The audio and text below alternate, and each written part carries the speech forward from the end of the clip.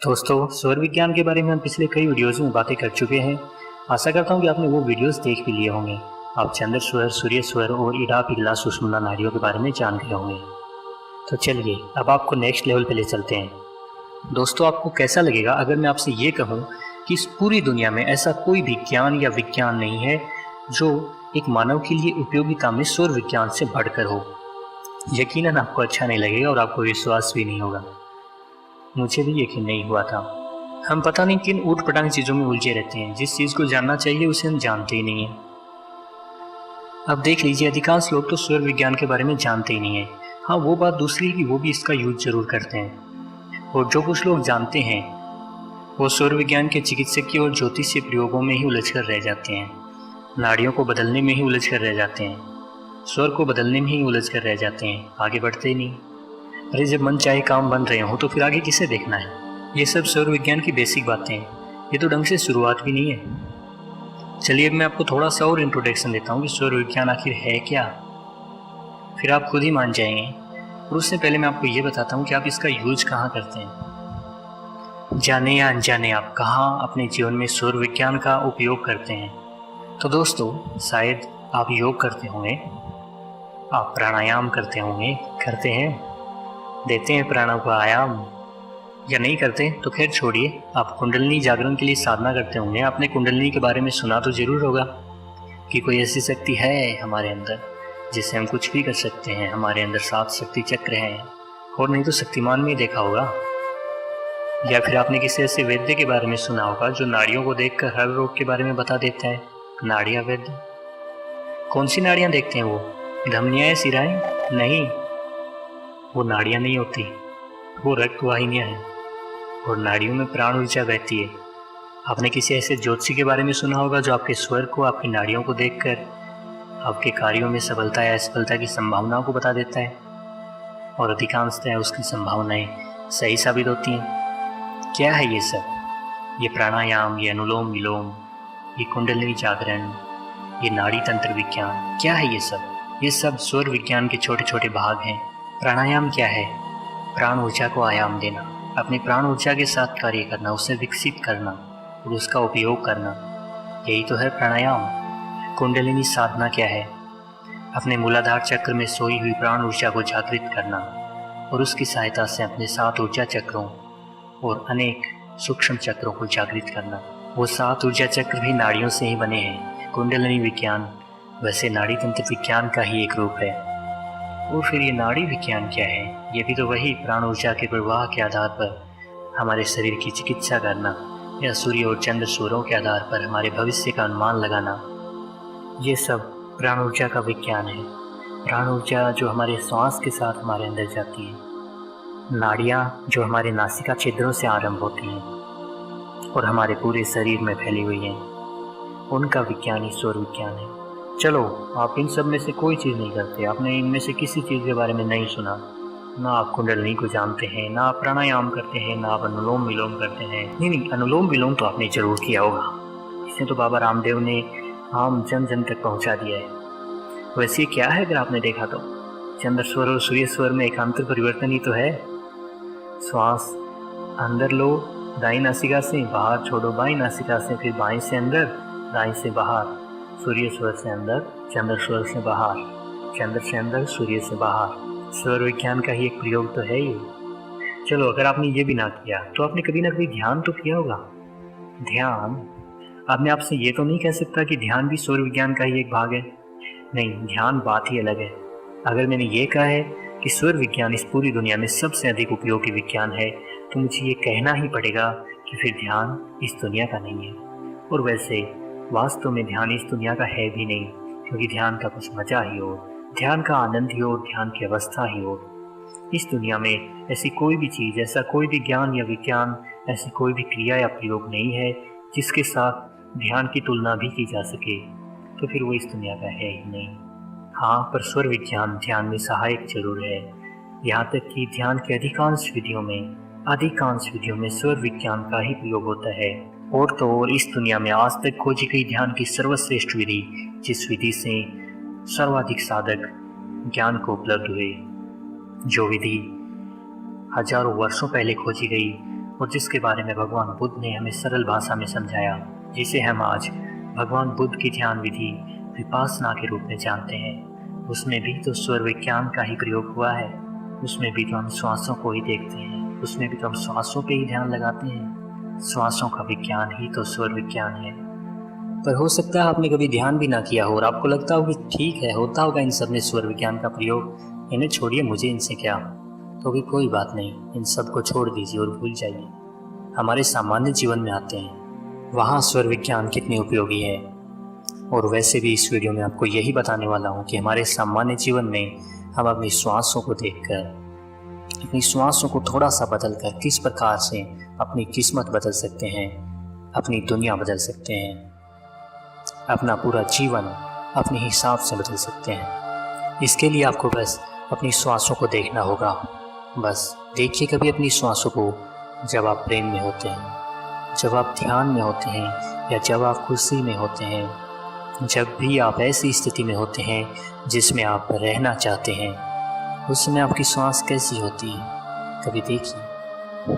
और फिर अपनी श्वास को देखिए अपनी प्रतिकूल परिस्थितियों में, वैसी स्थिति में जिसमें आप कभी नहीं रहना चाहते, क्रोध में, पागलपन में, डर में, दुख में, परेशानी या पीड़ा में। उस समय आपकी श्वास कैसी होती है देखिए। क्या आपको कोई फर्क नजर आता है?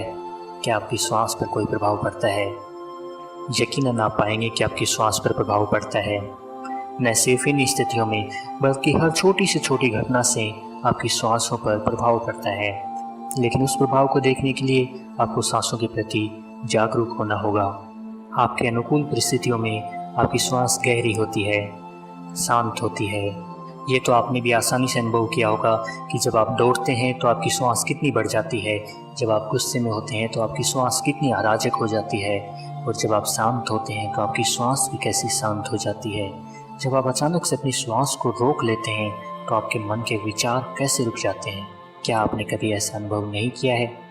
अगर किया है तो फिर ये सोचिए कि अगर हमारे जीवन की हर घटना से हमारी श्वास पर प्रभाव पड़ता है, हमारे आसपास की परिस्थितियों से और हमारी मनस्थिति से अगर हमारी श्वास बदलती है, तो क्या हम श्वास को बदलकर हमारी मनस्थिति को नहीं बदल सकते? क्यों नहीं बदल सकते दोस्तों? ये वाकई बहुत ही आसान है। हमारी परिस्थितियों से हमारी मनस्थिति बदलती है और हमारी मनस्थिति से हमारी श्वास बदलती है।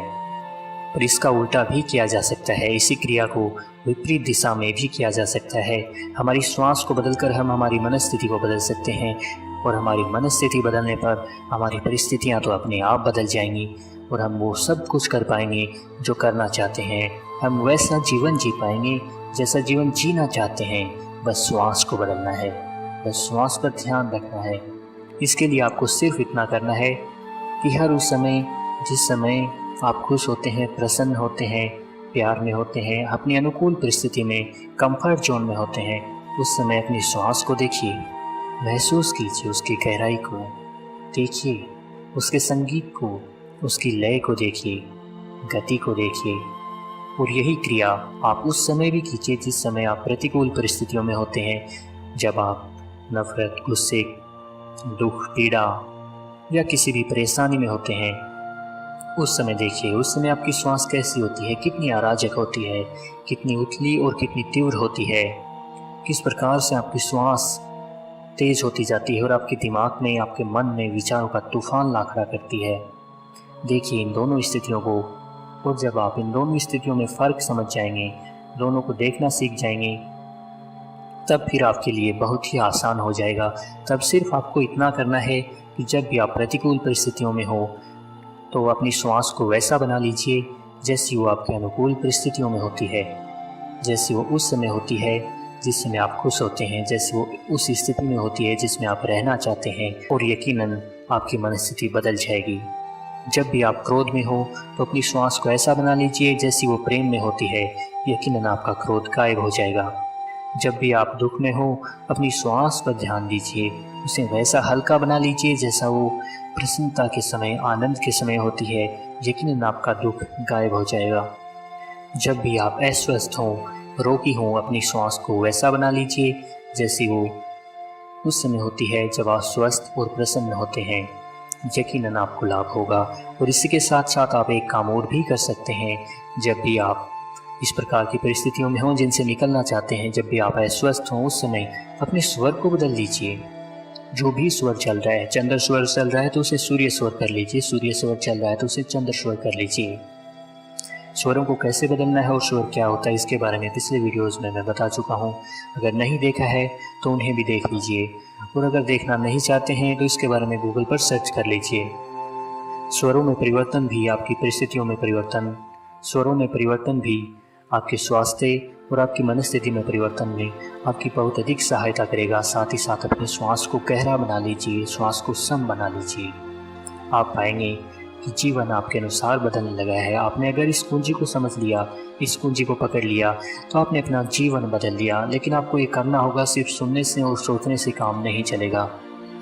और साथ ही साथ मैं आपको ये भी बता दूं, अगर आप श्वास को देखना सीख गए, आप श्वास को देखना और उसे परिवर्तित करना और उसे सम रखना सीख गए, तो ये सब लाभ जो मैंने अभी आपको बताए ये तो कुछ भी नहीं है। मैं फिर से कहता हूँ, ये तो कुछ भी नहीं है उस लाभ के सामने जो आपको श्वास को देखने से मिलेगा। और वो लाभ है ध्यान। जब भी आप अपनी मानसिक अवस्थाओं को बदलने के लिए अपनी श्वास को देखेंगे, तो आपको श्वास पर ध्यान तो रखना पड़ेगा ना, आपको उसके प्रति अवेयर होना पड़ेगा, जागरूक होना पड़ेगा, देखना पड़ेगा ना श्वास में होने वाली एक छोटी से छोटी हलचल को, उसे महसूस तो करना होगा ना। और जागरूकता ही तो ध्यान है। अगर आप अपने दैनिक जीवन में अपने निजी कार्यों के लिए, अपनी मनस्थितियों को परिवर्तित करने के लिए अपनी श्वास को देखेंगे और उसे परिवर्तित करेंगे, तो उसके लिए यकीनन आपको बिना चाहते हुए भी श्वास को देखना तो पड़ेगा ना, और उसके प्रति जागरूक होना पड़ेगा। और ध्यान स्वतः ही अपने आप घटेगा, अपने आप ध्यान होगा। आपको ध्यान करना नहीं होगा, ध्यान अपने आप होगा। फिर आप कहीं भी चलते फिरते, खाते, उठते, बैठते, नहाते, कभी भी ध्यान कर सकते हैं, क्योंकि श्वास तो हर समय चलती है, उसे रोकने का तो कोई उपाय नहीं है। अगर आपकी आदत हो गई श्वास को देखते रहने की, तो आप हर समय ध्यान में रहेंगे, आप हर समय प्रेजेंट मोमेंट में रहेंगे। जब भी आप श्वास को देख रहे होंगे, तो ना तो आप पास्ट को याद कर रहे होंगे, ना ही भविष्य के बारे में योजनाएं बना रहे होंगे, और ना ही आप कुछ सोच रहे होंगे। क्योंकि अगर आपने कुछ भी सोचा तो आप श्वास पर से ध्यान आपका छूट जाएगा। तो श्वास को देखने के लिए आपको प्रेजेंट मोमेंट में होना ही पड़ेगा। और प्रेजेंट मोमेंट में होना, अवेयर होना, अभी और यही होना, यही तो ध्यान है। और यह जब होने लग जाएगा तो आपका जीवन अपने आप बदल जाएगा। और जब ध्यान होने लगेगा तो आपको वो मिलने लगेगा जिसके बारे में आपने कभी कल्पना भी नहीं की होगी। आप इतने आनंदित रहने लगेंगे जितना आपने कभी सोचा भी ना होगा। आपको वो खुशी मिलने लगेगी जिसकी आपने कभी मांग भी ना की होगी। यही ध्यान है, यही विपासना है। श्वास को देखते रहना, बस देखते रहना। जब हम श्वास को देखते हैं तो श्वास अपने आप गहरी हो जाती है। यही जीवन का सूत्र है। और दोस्तों, इससे हमारी मनस्थितियों पर तत्काल रूप से प्रभाव पड़ता है। उसके लिए आपको किसी का इंतजार करने की ज़रूरत नहीं है। उसका आप अभी प्रयोग करके देख सकते हैं कि मैं आपसे सच कह रहा हूँ या झूठ बोल रहा हूँ। मुझे पता है इस समय आपकी श्वास एकदम से शांत और स्थिर होगी, क्योंकि आप मेरा वीडियो देख रहे हैं। लेकिन अगर आप प्रयोग करना चाहते हैं तो वीडियो को एक बार रोक दीजिए और एकदम ज़ोर ज़ोर से, एकदम अराजकतापूर्ण रूप से श्वास लीजिए। और कुछ ही देर में आप पाएंगे कि आपका दिमाग भी, आपका मन भी उसी तरह से अराजकतापूर्ण हो गया है, आपका मन उसी तरह से बेचैन हो गया है।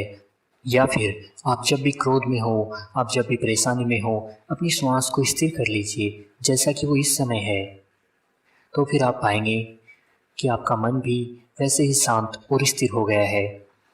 दोस्तों, आप ये प्रयोग अभी भी करके देख सकते हैं। और आपको अगर अपेक्षित रिजल्ट्स ना मिलें तो आप अभी मेरे वीडियो को डिसलाइक कर सकते हैं, पर ऐसा कभी नहीं होगा, क्योंकि श्वास ही हमारे जीवन का केंद्र बिंदु है। और ये हो कैसे सकता है कि हमारी श्वास शांत हो और हमारा मन अशांत हो? ये असंभव है। अभी के लिए शायद इतनी बातें बहुत होंगी। शायद आप स्वर विज्ञान को थोड़ा और अच्छे से जान चुके हैं। दोस्तों, मैं ये तो नहीं कहता कि मैं स्वर विज्ञान को पूरी तरह से जानता हूँ, ना मैं ये कहता हूँ कि मैं ध्यान में उस लक्ष्य को प्राप्त कर लिया है। लेकिन मैं इतना ज़रूर कहता हूँ कि मुझे जो भी पता है मैं आपको वो सब बताता रहूँगा। जो भी मैंने अनुभव किया है मैं आपको वो सब बताता रहूँगा, और वो आपके जीवन में ज़रूर अनिवार्य रूप से उपयोगी होगा। यह मेरा आपसे वादा है। अगर आपको मेरा वीडियो अच्छा लगा तो इसे लाइक कर दीजिएगा, और अगर अभी तक नहीं किया है तो चैनल को सब्सक्राइब भी कर लीजिए और बेल आइकन को दबा दीजिए, ताकि आपको आगे आने वाले वीडियोज़ के नोटिफिकेशंस तुरंत मिल जाएँ। साथ ही साथ इस वीडियो पर अपने ख्याल, अपने विचार मुझे कमेंट्स में ज़रूर बताइए। अभी के लिए इतना ही, फिर से मिलते हैं। नमस्कार।